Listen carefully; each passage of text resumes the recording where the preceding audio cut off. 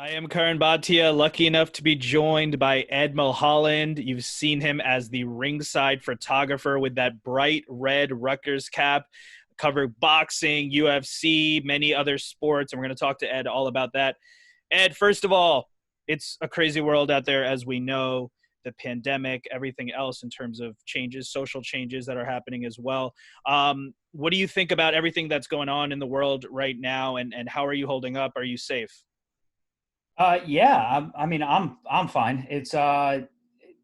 We've been lucky enough to stay healthy here, and kids are good, wife's good.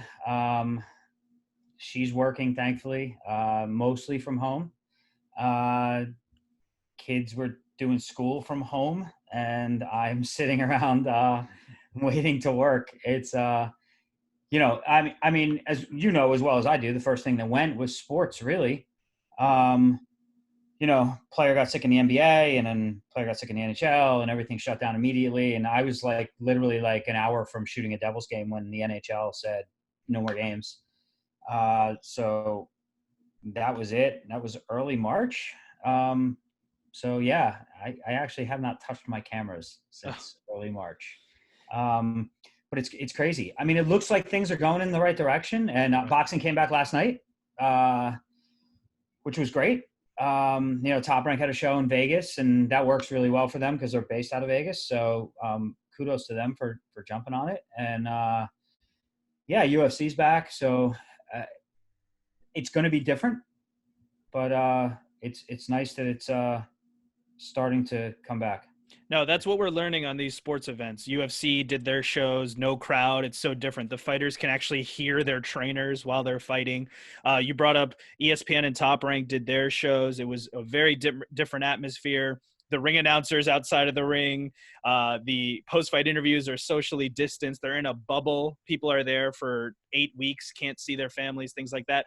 But these are the safety precautions that we have to take, and it's going to be a transition period until we get everything back to the way it was.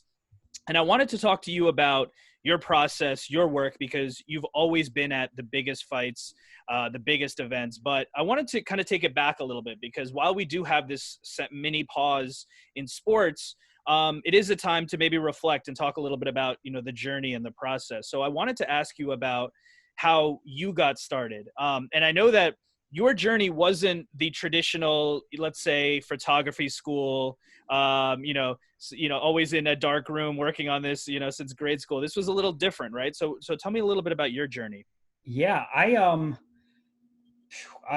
graduated from Rutgers, obviously, with a degree in economics, and I left Rutgers, and I ended up starting to work for Barnes and Noble, and then from there, I ended up getting a job with starting to do that, and then biding my time looking for work, and landed a job at a pharmaceutical corporation. I was working in sales and marketing, and it was and client management, suit and tie, and playing some golf, and things like that. And Did you it still was wear the Rutgers cap when you had the suit and tie on?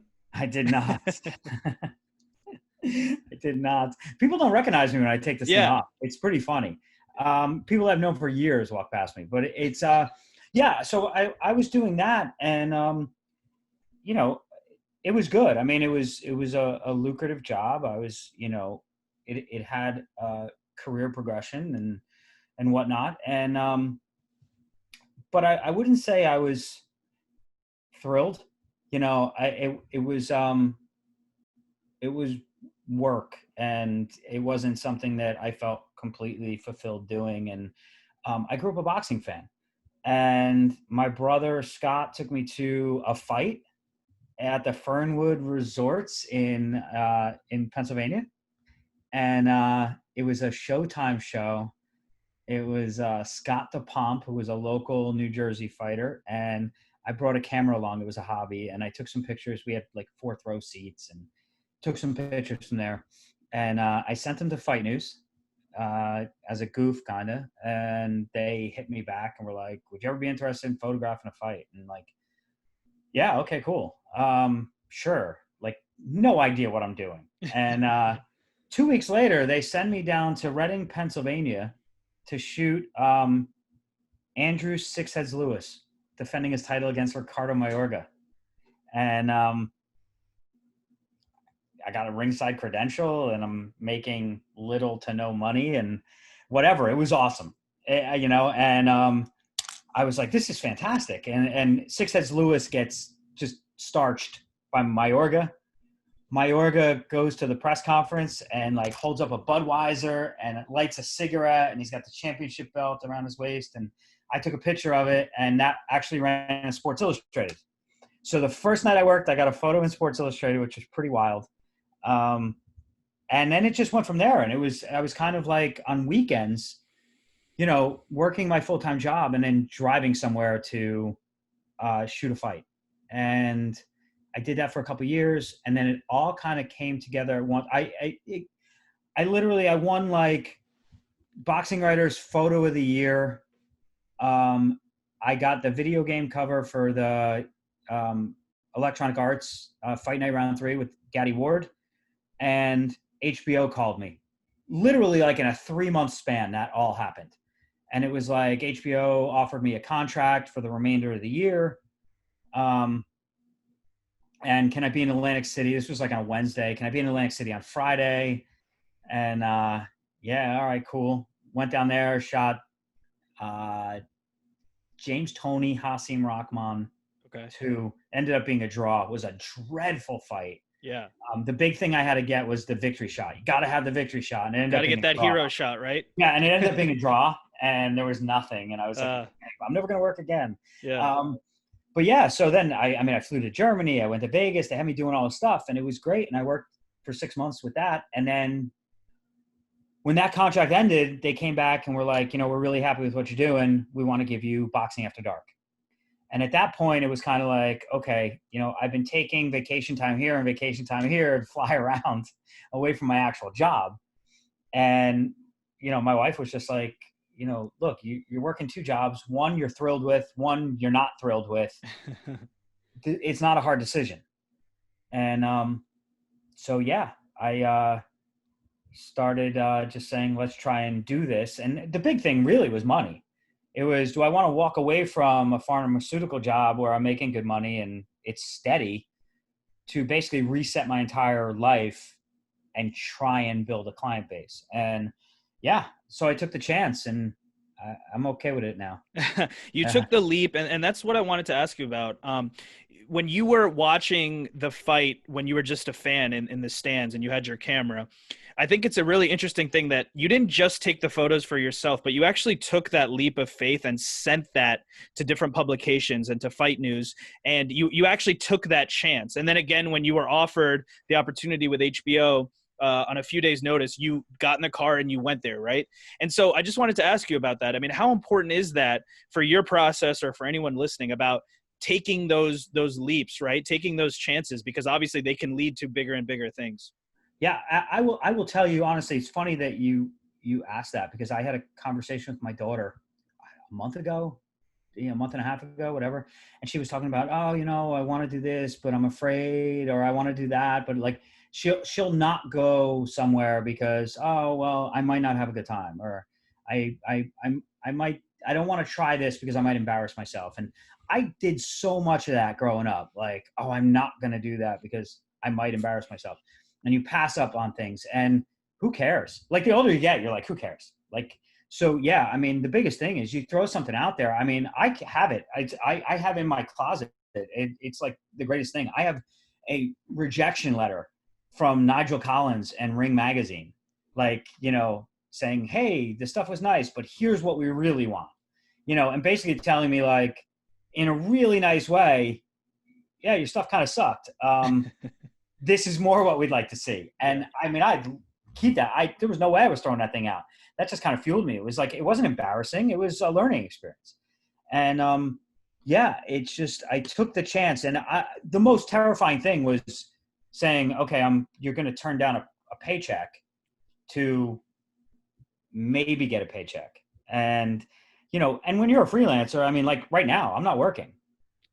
Those are the chances you take, but man, take a chance. It's if it doesn't work out, you reset again. You're in the same spot you are, previous. But it's well Right. worth taking a risk. Absolutely. No, you took the chance and you were fulfilled, at least in terms of the work that you were doing, right? Maybe not financially right in the beginning, Correct. but you were at least fulfilled in terms of the type of work that you were doing. So when you first started now we were able to work together when I was at HBO, and it was always great working with you, me on the producing side, you on the photography side. And when you were starting out at HBO, and then later on, obviously now with Matchroom and other places, you had to go from that. We talked about, you didn't have that traditional photography school background or things like that necessarily. You started as a hobby. So how much of it in the beginning was kind of learning on the fly, maybe grabbing a lens or borrowing a camera from a buddy and kind of learning the process as you went along in the beginning? So it was a hobby. So but it was definitely something I enjoyed. So it wasn't a matter of like, yeah, I studied a lot. I didn't just, you didn't just go like those first couple of times. Sure, I went out and did it. But then as you start getting interest from clients and stuff, it's like, I'll be the first one to tell you, and I tell every like photographer, young or old, I'm still learning. I mean, when I go to a fight, I'm still watching what other people are doing, and I mean, you're always looking for something new. And that's how it was when you were starting. I mean, it was, what could I read? What could I see? Who could I talk to for advice? And a lot of guys don't want to give you advice because they're like, I'm going to give this kid advice and he's going to take my job, like kind of deal. But like, I mean, I hire young assistants. I hire young photographers as assistants. I'll hire people who, I mean, I shouldn't ever feel threatened. If I'm confident in my work, I shouldn't really feel threatened by someone else's work. So, if I can give someone an opportunity, sure. So, I mean, and I had guys that gave me opportunities and would sit with me, but that's what it really was, learning and trying to, hone your craft, whatever you're doing. I mean, same thing when you go to you go to cover a baseball game or something, who steals bases, what guy, study stats, who's an opposite field hitter. So you kind of have a little leg up on where stuff's going to happen, or, things like that. You get two boxers who are going to move all night. Yeah. You might not be shooting, a tight lens. You might be shooting a little bit wider to give yourself a little leeway.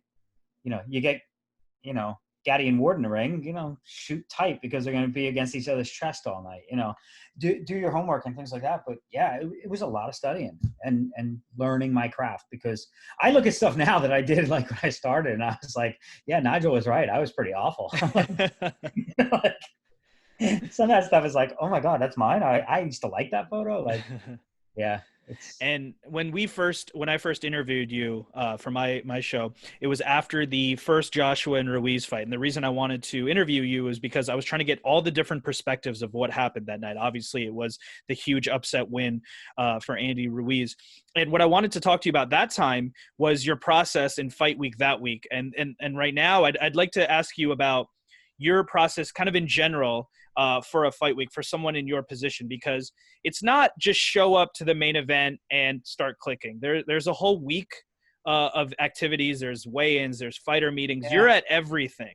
So you will get to a city maybe on a Monday or a Tuesday, and the fight maybe not even until a Saturday, right? So walk me through the week and your responsibilities as a ringside photographer.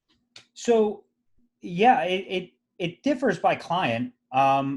With HBO, with HBO, we came in, I came in, I shot the weigh-in, Yep. I shot the fights, and it was generally, we shot the fights that we were televising. It was a little bit less in the responsibility department, but with Matchroom, I will generally fly in either Sunday night or Monday morning. We'll do like some kind of publicity shot on Monday, depending on where we are and what we're doing. For instance, like we did Maurice Hooker and Ramirez, we shot in Dallas and we put them out by the bridge and the skyscape and, when the sun was setting and, did this promo shot to kick off fight week. So we generally do that on Monday. Then we might do workouts on Tuesday. We might have Wednesday is usually like a portrait day. So we're doing every fighter that's on the card, top to bottom, will come to us, and we'll have a ballroom blocked out, and we'll have backdrops and light setups. And um, Melina Pisano is our other photographer. She works with me, and she'll be corralling fighters, and I'll be shooting their portraits. And um, so the two of us are tied up doing that. And then Lewis Ward, our social media director, will be shooting like little video clips and GIFs and stuff. And that's a whole day. And that's a really long day. I mean, we might start at 9 in the morning and the last fighter's coming through at 7 or 8 at night, if they all show up on time. And those are all for in-arena graphics and for DAZN's television portraits. And then we have some fun. We do some like kind of off-the-wall portraits and stuff for social media and things like that. And then Thursday would be our final press conference. So we're setting up for that, shooting the press conference. And then after each of these events, we're creating galleries, captioning all the photos, editing all the photos, and sending them out to the media. So like anyone who subscribes to Matchroom's media list is getting all these images that we put out that they can use with stories. And then Friday, you got the weigh-in, and it depends on the weigh-in day. If it's a smaller fight, you get there for the weigh-in, you set up, you mark out the media. Like I'm marking out the media, where people are going to sit, where photographers are going to sit, where we're going to pose them on stage, where Diamante and Buffer are going to be. Like we mark all that out for the photos.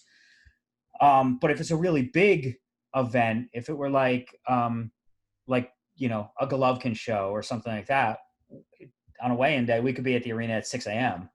and setting up remote cameras to do like, these big behind the scenes shots and like overhead things.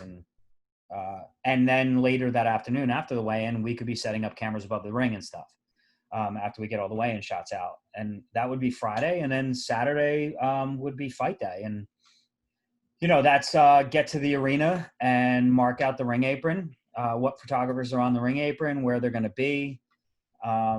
Melina will go back and check out where all the dressing rooms are and where the fighters are walking from, and because she does all the behind the scenes stuff. And then making sure our assistants all squared away and the internet's working and captions are all done. And then once the fight starts, it's easy. That's the fun part, right? Yeah, it really is, because you're concentrating on shooting the fights and going from there. And then as long as the internet's working and the editor's getting the stuff, it's you do it so many times that you just have a routine. And half the time it's like, we really should do this, and Melina's already done it. Or Melina will come run to me and be like, so and so sitting over here, and I'm like, I already got him. You're so in tune with everything that like you just kind of do it. But yeah, I mean, the fight is it's almost like when the fight starts, not that you can relax, you still got to do your job, but all that other stuff you had to do all week long is done. And you've done that for some of the biggest fights of all time. You mentioned Gotti Ward, which you shot, which ended up on the cover of the EA video game. So congratulations for that, and all the other huge events that you've done. Which events, which photos, which moments stick out to you in your long career as the moments where you kind of were like pinching yourself, like, wow, I can't believe I could do this, and then also getting that end result photo and saying like, wow, this is an amazing photo, and it was rewarding for you.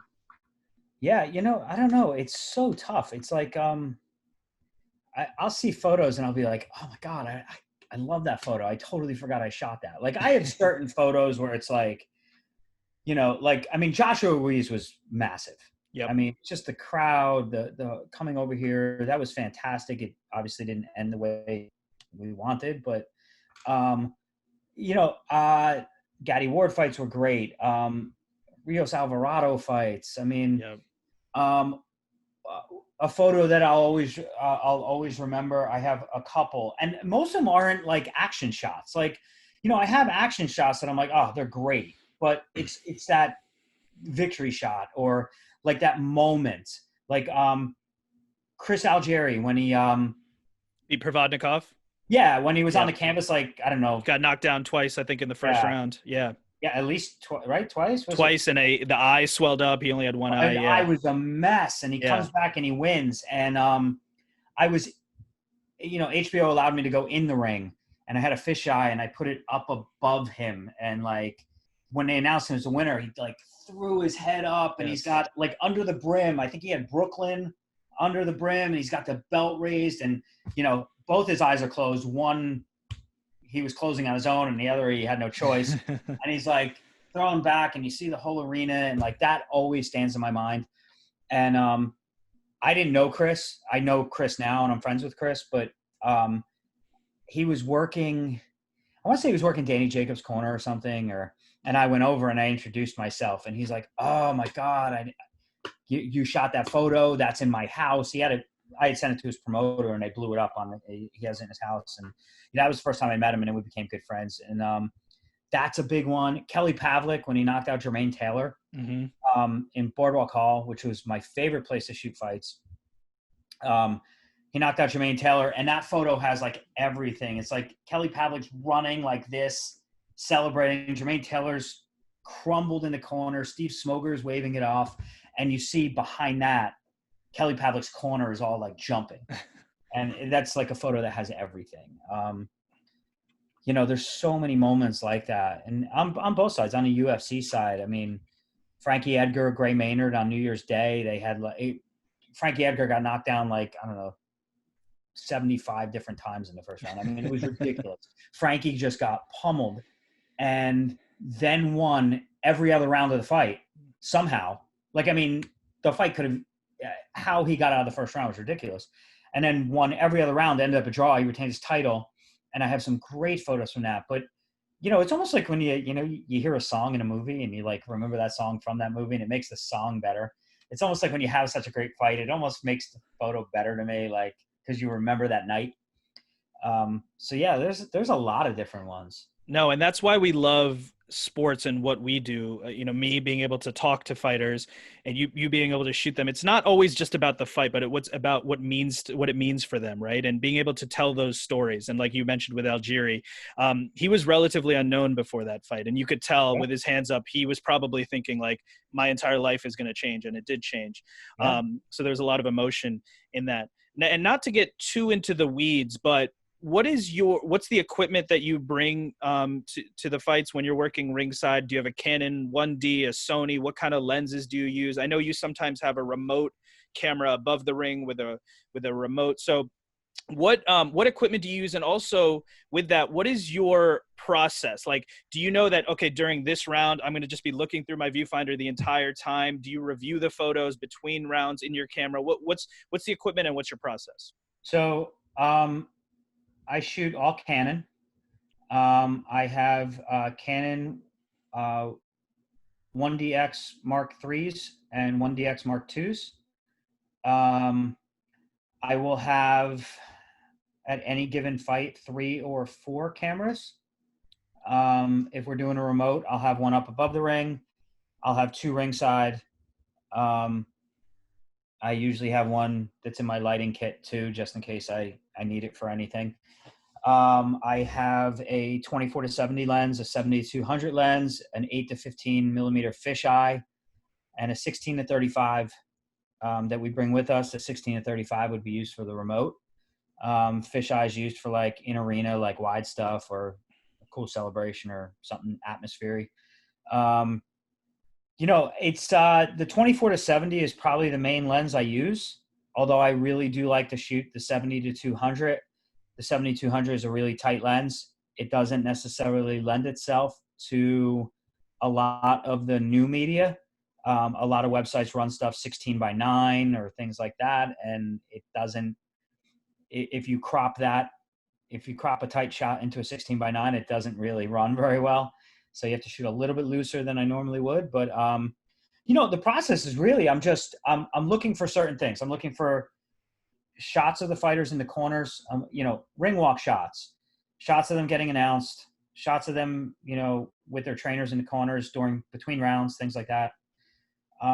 Good tight action shots. Guy gets knocked down, you want to go wide and kind of shoot the whole scene. The referee, the guy on the canvas, the guy walking away. Victory shots with the team. obviously. If someone gets cut, I will immediately grab my camera with the tight lens on it and shoot tight shots on the face, to show, the blood and the cut and things like that. But as far as looking at, I mean, everybody, like, if you say you don't do it, you're lying. But if you think you got a great shot, like, you can kind of just know, you tend to look at the camera. Did I get that? Oh, I got it. Great. But I don't have to as much because we have an editor.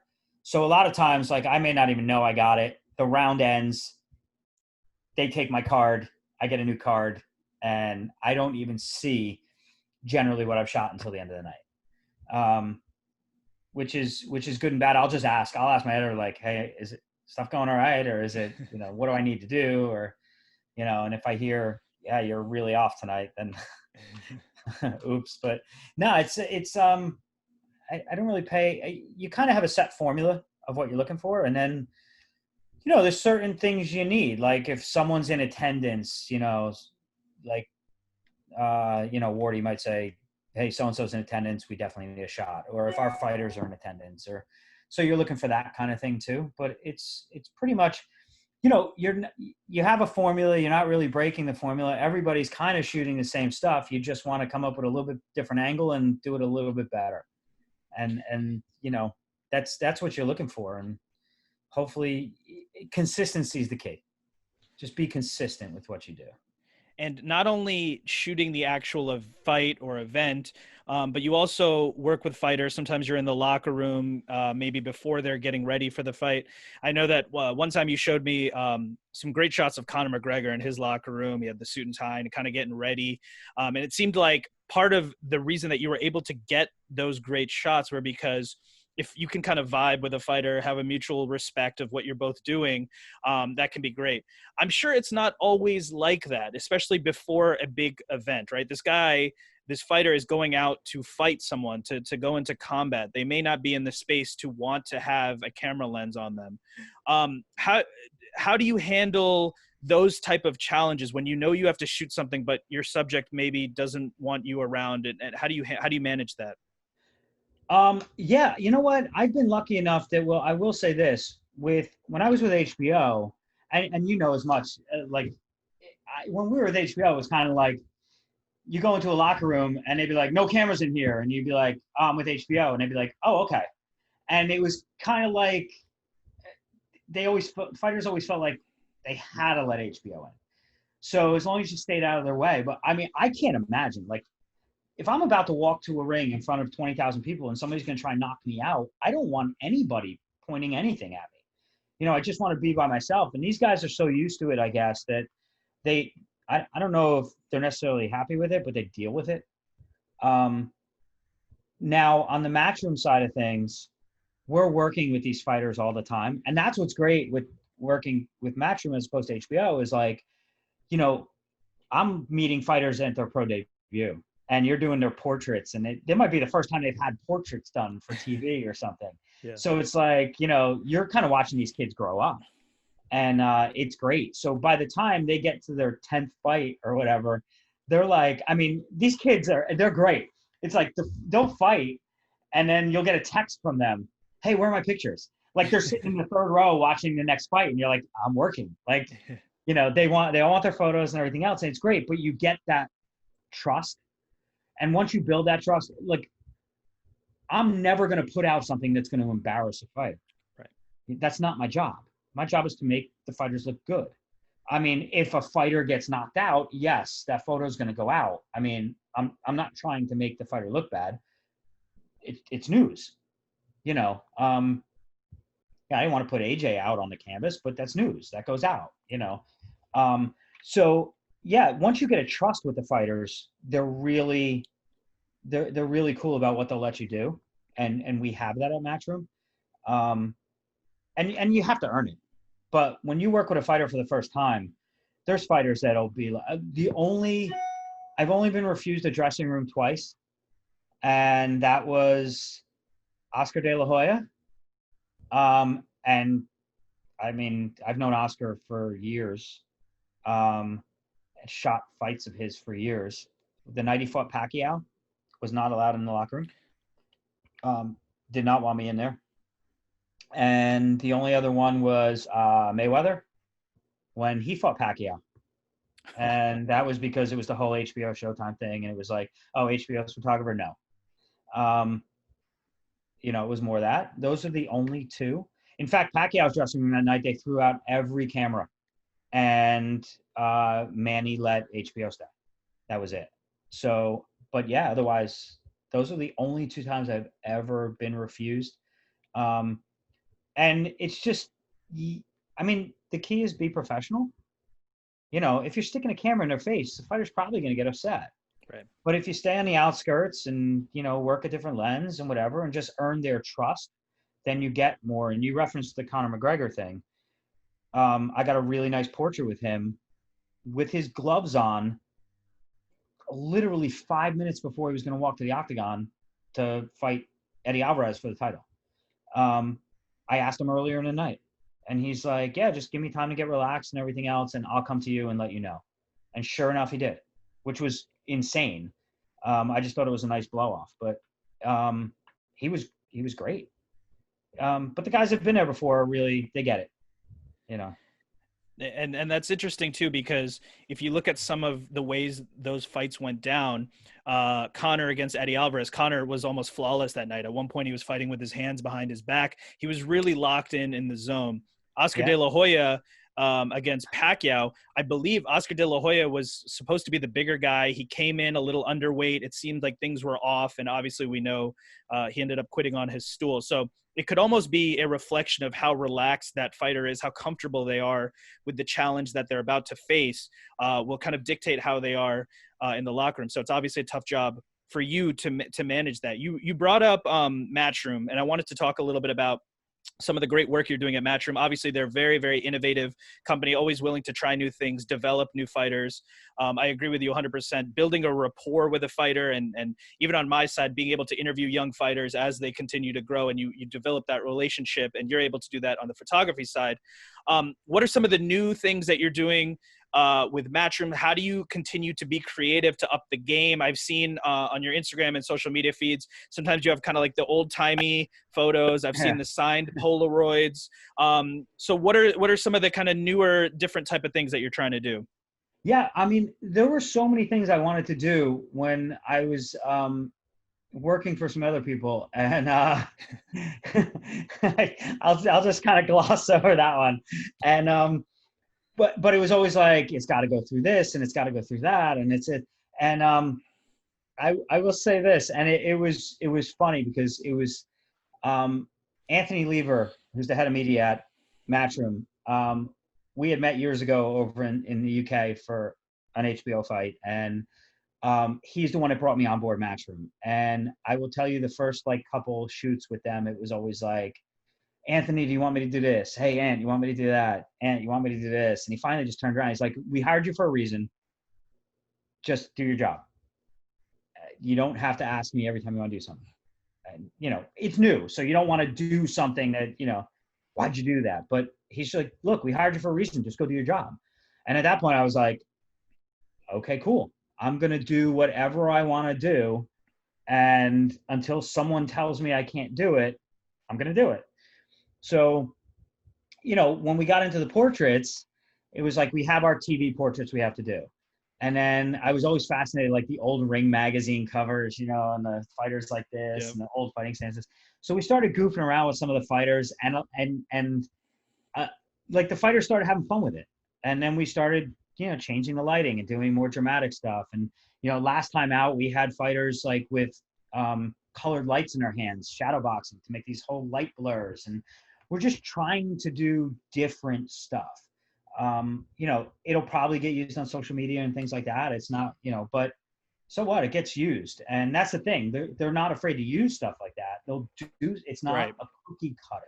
And we might do this one time. I'll right, do on my social media, like Faces of Fight Week, and we'll do these moody close-up portraits. And they're letting me just have fun.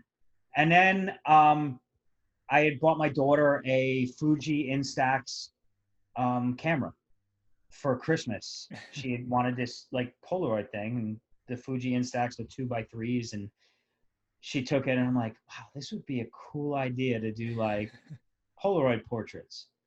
And so I did it. I actually took one of her. I said, come here. And she had a hood up and like had her sitting here like this. And we did one. And I took a picture of it with my iPhone and sent it over to Anthony. And I was like, hey, what do you think of this? This would be cool maybe to do with the fighters. Would you mind if I did this? And I want to get an autograph. And he's like, wow, that's a really good idea. Why don't we do it and start giving them away? And then we're like, okay, cool. So now we do 2 of each fighter. And I keep one in a collection, actually in a book. And yeah, like, you know, Freddie Roach, and we got like, I mean, we got so many different people, Stitch Duran, and like, we're not even doing our fighters now. We're doing everybody we can do. But yeah, I mean, we even got like Canelo, we got AJ to do it. And I'm having a blast with it. And it just, when you come up with something even as basic as taking a point and shoot Polaroid camera, but the interaction on social, like, Wardy posts them up and we do like a Twitter giveaway, and then I'll just take the whole stack of anyone we've gotten that week and I'll mail them to someone. And it's been cool. It's more to interact with the fans, and the more you can do that, the more boxing does that, the better it is for everybody. So they just let me do whatever I want, and eventually I'll do something where they'll say, all right, let's not do that again. But hasn't come to that yet. Yeah, it hasn't yet. And it's fun. I mean, it's like anything. Like when you do something, when if you do something that's new to you and it creates, you stoke your creative fires, it kind of drives all assets of your work. It just, you have fun with something, and then that just boils over to what you're actually supposed to be doing. On fight night, you've had a good week, you've had some fun, you've joked around with some of the fighters, and you gave away some of these things to fans, and you got a great reaction out of them. And when we did the Logan Paul KSI one, we got Logan and KSI to sign like, I don't know, like 10 of them. And I just ran around the arena giving them out to like teenage kids who were there to watch those 2 fight. And they're like, they're holding up signs. I'm like, here, you want these? And they're like, oh my God, great. I mean, we had so much fun with it. So whatever. I mean, if they come back to another fight, then yeah, well worth it. No, that's great that you're innovating, you're continuing to innovate, doing fun things. And at the end of the day, fighters are people, they have stories to tell. And if you're able to show their personality in a certain way, whether it be through a different type of photograph, versus like, just stand up and let me get the headshot for the graphic, something fun, that's great that you can showcase who these people are. And that will make fans engage just inherently. So we talked earlier about your Rutgers cap, and that is your signature look now. If there's any big fight, boxing, UFC, you look to where the photographers are, you can see the bright red with the big R. So what's the reason for the signature look? Did you want to be seen on TV? Oh, we can always see the red hat. Are you very proud of Rutgers, where you went to school? What's the story behind the hat? So I graduated from Rutgers. My wife graduated from Rutgers. I met my wife at Rutgers. So I guess everything on my personal side, family-wise and everything, I, in essence, owe to Rutgers. That's where I met my wife. My kids are a result of my wife and I meeting at Rutgers. I'm a diehard Rutgers football fan, and they're awful. But we're on the rise. You had a few years. You had a few good years. Back, and our recruiting class is top 20 this year, and we're going to be all right. So it was funny. I just happened to wear my Rutgers hat all the time, and I wore it to a fight at the Garden, and there was a writer for Fight News at the time. Her name was Lisa Scott, and she was like, "You should wear that Rutgers hat all the time. It's like I can always just find where you are if I need something." And that's kind of how it started. And then it was like, okay, cool. And it's funny how many people, like, when I'm shooting a press conference or whatever, like when David Diamante is in between the fighters, he'll just immediately say, look at the red cap. And it just makes it really easy now. And no, as far as appearing on TV, like, rule number 1 of being a sports photographer is never, ever become the story. And it's like, I don't know if you remember, like, I don't remember what fight it was, but like somebody at HBO had me doing these photos of Jim and Max, and I had to be behind them, and they're live on the air. So they wanted me to go down below the TV camera and shoot. And I was, so Mark Spector was there. I'm like, Mark, am I off TV if I'm right here? Yes, you're off TV. And like, um, we kind of mapped it out. If I came up and shot in on Jim because they needed stuff for a show, am I on TV here? No, you're good there. And like, so I popped up and I went like this, and I'm shooting Jim, and whoever was on the camera just all of a sudden went, and there I was over Max's shoulder, and the truck flipped. Like, I mean, all I heard about it was, and then HBO was like, you can't wear that hat anymore. I'm like, it wasn't even my fault. I was doing what I was told to do. So, you know, then I have the gray with the red R, but it has nothing to do with that. And Jonathan Evans used to always tell me, be like, just wear the damn hat. I like it. It relaxes me in the truck. It relaxes me in the truck. And then he sent me a photo from like 2004 or something with an overhead shot, and you can see the red hat. And he was like, I don't know. It's just, it doesn't necessarily, I don't care. It's, for me, it doesn't have to be the red rock. It's, I wear this one now. Just because, you know, the guys are like, you know, the red just shows up on TV so much. I said, I don't care. As long as it's a Rutgers hat. I wear my Rutgers hat. So I wear this one now. I wear the red one all week. On fight night, I wear this one. It stays off TV a little bit better, which is fine. But I mean, every other photographer is wearing all different kinds of colors, so it doesn't really matter. But you do what the people you work for say. So, Well, yeah. there you have it. Yeah, and for anyone who doesn't know, Jonathan Evans was the director at HBO Boxing for the last few years of HBO Boxing. So that's a good story there. So we talked a little bit about your process in terms of the lenses you have, the camera, and things like that. Are there any habits outside of photography that help make you successful? Things like meditation, routines, workouts, just on a personal level. What do you do that can maybe help you eventually with your craft? I will say I watch a lot of sports, and that helps because then you know, yeah, it obviously helps to know any game you're going to shoot. So that's big. Um, Really, I'm always trying to look up new stuff to do. But as far as like, I mean, you brought up like workouts too. I will tell you this, man. Like, I saw, if I could find this picture, I'd show it to you. It's embarrassing, but a photo of me from like 2015 or something, and I was probably 45 pounds heavier.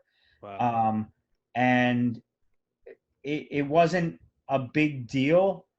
Um, but all of a sudden, you know, when you're boxing, it doesn't matter. But when you're working an NFL game and a guy hits a 40-yard pass down the field and you got to run all the way down to the other end line and you got 40 pounds of gear on you, it starts to become a problem. You get down there, you might have missed a play, you're kneeling down, you're like, oh, man. So I started working out, and I found that I became better at my job the better shape I got into. And, you know, I would fluctuate here and there. And now I've gotten myself completely righted. And I work out on the road all the time now. I feel so much better when I do. Just my mindset is better. And I think that helps my job. Is it necessary? No, but man, you know as well as I do, you're on the road. It is so hard to be good on the road. You know, I mean, between you're on a per diem, or you're on a, you know, you're going out to dinners with people that you work with, and then, you know, you got work all day long, and then it's like, hey, let's go get a couple beers, and hey, let's go to this steakhouse, or hey, let's go over here. And next thing you know, you're eating like crap. And then you got press meals, and you got like every day there's press meals and stuff like that. And it's like, next thing you know, it's like, man, I went away, and it's like you're working, but you're eating like you're on vacation. Right. And, you know, it was brutal. So now I'm trying to be so much better. And, you know, that's where honestly, the only good thing that's come out of this time for me is I'm not working, but I basically reset and just taken care of myself, and put an emphasis on taking care of me, both mentally and physically. And now I'm like so roaring to go, but, yeah, that's been the good thing that's come out of it for me. But yeah, I mean, I think for me, working out on the road mentally helps more than anything. But when I get to other sports, physically definitely helps. 100% saw. Like if anyone says you don't have to be in shape to be a sports photographer, you're right, you don't. But it certainly does help to be in some semblance of shape, particularly on those sports or golf. I mean, like running up and down, running around a golf course. You're not carrying small cameras. They're pretty big, especially on football or golf when you're carrying a 400 millimeter lens, and those things are heavy. No, it can certainly help, especially on big fights when it seems like the photographers are kind of packed like sardines ringside. If you can, the less space is probably better. So I just wanted to close it out. We talked a lot about your journey and obviously where you are now, one of the most successful sports photographers in the game.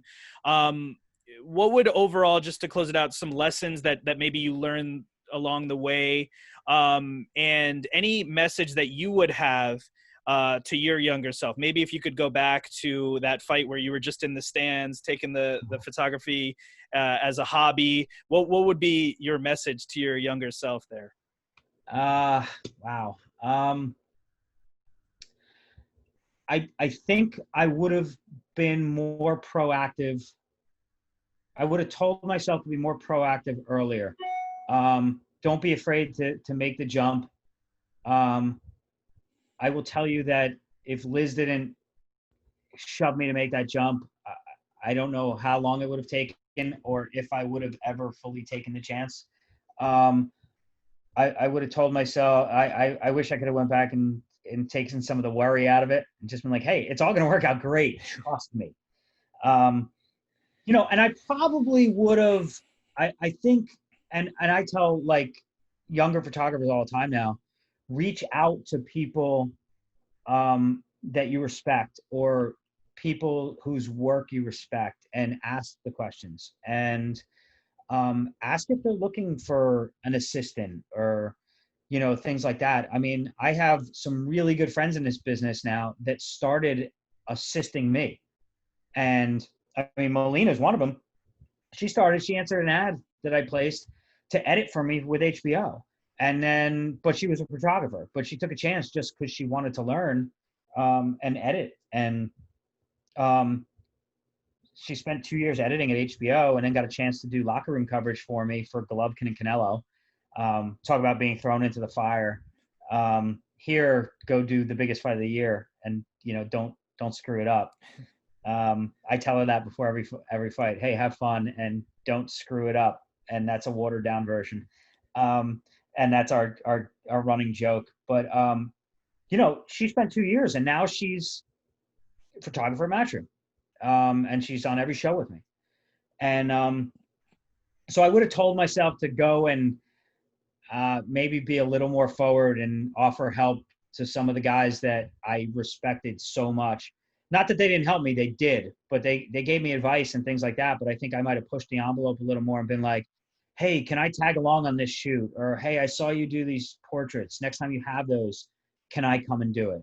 Can I help you? And, or, hey, do you need an assistant for this? And because you can learn so much so fast by doing those things. So that would have probably been my main bit of advice is just, just do that. I mean, I had a lot of guys help me. I mean, Al Bello at Getty Images, who's tremendous, gave me a lot of advice. Will Hart at HBO, Chris Farina, who was at Top Rank for years. I mean, those guys were really guys that just gave me so much advice along the way.